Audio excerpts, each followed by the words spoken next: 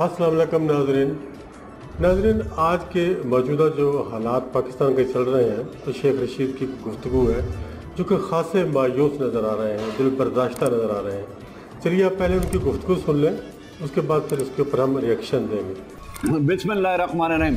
शेख साहब, गुजारिश है, एक तो इमरान खान साहब ने कहा 25 मई को मैं नहीं जाऊंगा, लेकिन जो आप एक स्ट्रीट के सियासतदान है, पैराशूटर नहीं है, जिस कदर महंगाई, बिजली, गैस, पेट्रोल, लोड शेडिंग, रोजमर्रा की अशिया नहीं, मुझे तो लगता है तहरीके इंसाफ आए ना है, ये लोग आम शहरी 22 करोड़ अवाम इन हुक्मराना को नोच खाएंगे। कोई आपको लोगों के ज़हनों से ऐसे आसार नजर आते हैं?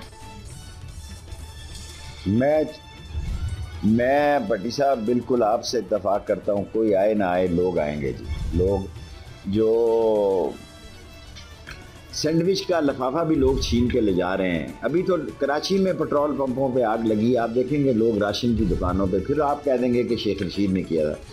मैं आज का दिन बहुत डिप्रेस दिन हूँ। आज मैंने लाल हवेली में दिन गुजारा, 2 बजे आया हूँ सुबह से लेके। मैं हिम्मत हार गया हूँ लोगों के मसले सुन के। मैं इस नतीजे पे पहुँचा हूँ कि हम टोटली नाकाम हो गए हैं। अल्लाह ताला इस मुल्क के हाल पे रहम करे, और शायद जो चोर दरवाजे से इनको लेकर आए हैं इनकी भी सियासी मौत वाक़ई होने जा रही है। और जो इंटरनेशनल साजिश थी और जिसमें 6 दफ़ा कोई अदम एतमाद और 4 दफ़ा इमरान खान का नाम था, वो आके यहाँ भुगते हैं। शेख रशीद जैसा सीजर पॉलिटिशियन जो नब्ज पे चलता लोगों की, वो मायूस हो गया है।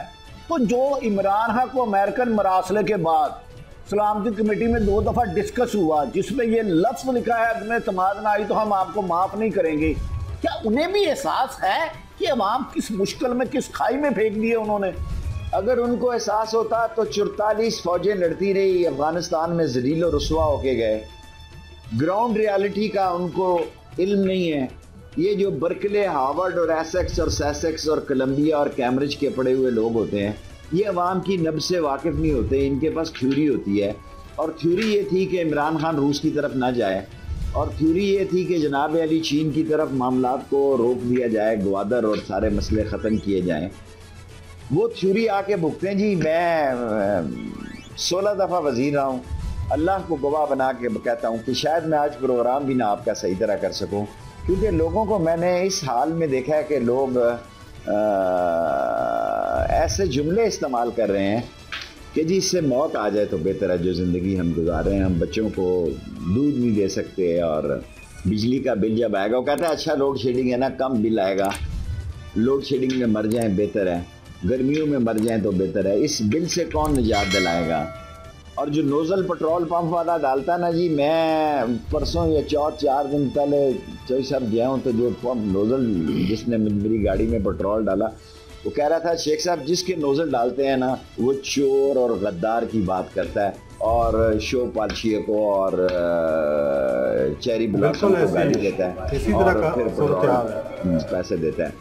लेकिन ना कारोबार भी कोई नहीं है। पहली दफ़ा मेरी शेख बरादरी नून के साथ चलती थी, आज 6-5 एक दिन हुए हैं उनके चौधरी साहब, शेख नहीं है, गुज्जर बरादरी के हेड हैं, उन्होंने मेरे हाथ पे हाथ रख के कहा कि शेख साहब बस हो गई है, इस दफ़ा आपको वोट देंगे, हमने बहुत देख लिया नवाज शरीफ को वोटें दे दे के। इनको अंदाज़ा ही नहीं, असल में तो आप लोगों ने ख़राब किया है। लोग वाकई बहुत ज़्यादा इनके करप्शन के आप इनको दिखा रहे हैं, ये हीरो है।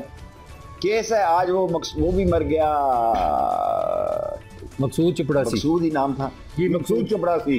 देखो इस तरह रिजवान लाहौर से मरा, बिलाखिर इनकी भी लाशें आनी है, मौत होनी है इनकी। गरीब ने कब तक मरना है इसका फैसला हो जाना इसी साल में। और जो कुछ ये कर रहे हैं इनको अंदाज़ा नहीं है, ये टीवी पे फैशनी कपड़े पहन के आके और सारे मामलात करके और ये दिखा के कि हम इक़्तिदार चल रहे हैं, हमारा इक़्तिदार चल रहा है। हर जगह ये एहसास हो गया है कि मुल्क और मुल्क की मईशत डिफ़ॉल्ट होने लगी है। जब मैं हर जगह कहता हूँ तो पाकिस्तान के मुख्तदर अदारे भी इससे बेखबर नहीं है कि मुल्क की इकॉनमिक कंडीशन बहुत ख़तरनाक है और ख़राब है, और रोज़ बरोज़ ख़राब हो रही है, और इसका नतीजा क्या निकलेगा ये सब के लिए लम्हा फिक्री है। जी तो दोस्तों, आपने ये गुफ्तगू सुनी, बिल्कुल इसी तरह से है। मायूसी चारों तरफ फैली हुई है पूरे पाकिस्तान में। ये नहीं कि किसी बड़े शहरों में ऐसी सूरत हाल है, छोटे शहरों में, कस्बों में भी यही सूरत हाल है।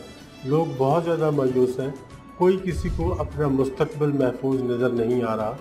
तो खुदा के लिए मेरी दरख्वास्त है ऐवान इक़्तिदार से कि खुदा आवाम पर रहम खाए, लोगों पर रहम खाए और मुल्क को किसी समत में लेकर चलें, किसी अच्छी समत लेकर चलें, कोई तरक्की का रास्ता खोलें, कोई बातचीत का रास्ता खोलें, किसी के साथ मिलकर बैठकर कोई ऐसा प्लान करें कि जिससे पूरा मुल्क आपका आगे बढ़ सके। अब देखा जाए तो पिछले जो 13-14 महीने में ये हुकूमत आई है हमारे मुल्क में रजीम चेंज होने के बाद, उसके बाद से महंगाई और बेरोज़गारी और बेयकीनी की जो कैफियत है वो बहुत ज़्यादा पाकिस्तान में नज़र आई है।